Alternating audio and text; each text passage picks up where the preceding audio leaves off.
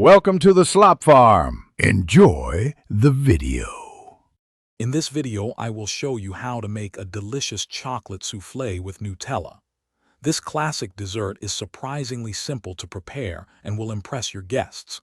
We'll start by gathering all our ingredients, ensuring everything is at room temperature for the best results.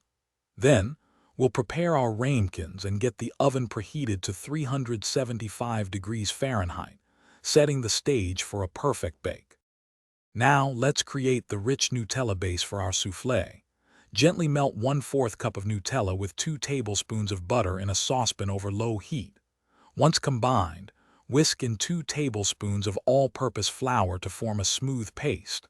Slowly pour in 1/2 cup of milk, stirring continuously until the mixture thickens. Finally, separate your 4 large eggs, keeping the yolks for the base and the whites for whipping. This step is crucial for that signature soufflé rise. In a clean bowl, whip your 4 egg whites until they reach stiff, glossy peaks. Now, the magic happens. Gently fold about 1/3 of the whipped egg whites into your Nutella base to lighten it. Then, carefully incorporate the remaining egg whites in 2 more additions, using a light, upward motion.